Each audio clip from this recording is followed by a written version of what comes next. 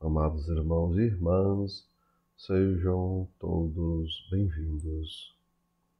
Hoje, quinta-feira, 18 de janeiro de 2024, estamos na segunda semana do tempo comum. O evangelho da nossa reflexão é o Evangelho de Marcos, capítulo 3, versículos 7 a 12. O Senhor esteja com vocês, Ele está no meio de nós. Proclamação do Evangelho de Jesus Cristo, segundo São Marcos. Todos, glória a vós, Senhor. Naquele tempo, Jesus se retirou para a beira do mar, junto com seus discípulos. Muita gente da Galiléia o seguia, e também muita gente da Judéia, de Jerusalém, da Idumeia, do outro lado do Jordão, dos territórios de Tiro e Sidônia, foi até Jesus, porque tinham ouvido falar de tudo o que ele fazia. Então Jesus pediu aos discípulos que lhe providenciassem uma barca, por causa da multidão, para que não o comprimisse. Com efeito, Jesus tinha curado muitas pessoas, e de todos os que sofriam de algum mal, jogavam-se sobre ele para tocá-lo. Vendo Jesus, os espíritos maus caíam aos seus pés, gritando: Tu és o Filho de Deus. Mas Jesus ordenava severamente para não dizerem quem ele era. Amados irmãos e irmãs, são palavras da nossa salvação. Todos, glória a vós, Senhor.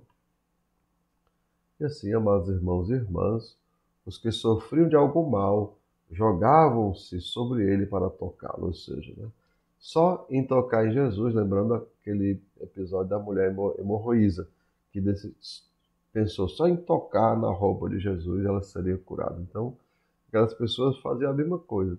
Tocando em Jesus, elas eram imediatamente curadas. E assim, amados irmãos e irmãs, literalmente, a vida de Jesus era o fazer o bem sem olhar a quem, ou seja, aquilo que ele mesmo nos convidava a fazer o bem sem olhar a quem, era o mesmo que ele praticava. E todos os amados irmãos, os que vinham ao seu encontro, judeus ou pagãos, independente de quem era, eram perdoados, de todos os pecados, curados de doenças físicas ou psicológicas e libertos da opressão dos maus espíritos.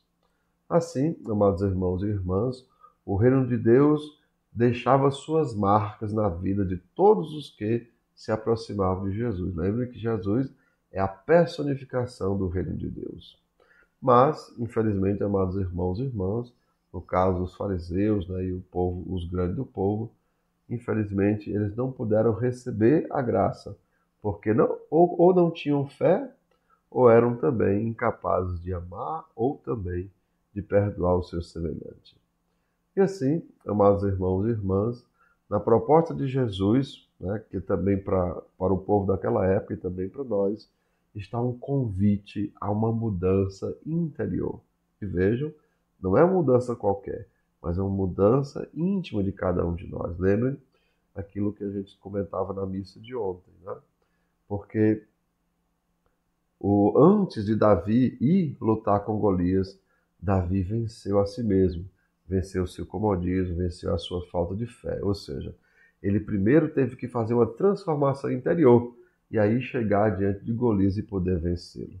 Porque se ele fosse como os outros, amados irmãos, fosse uma pessoa sem fé, ele não teria conseguido nada daquilo que ele conseguiu.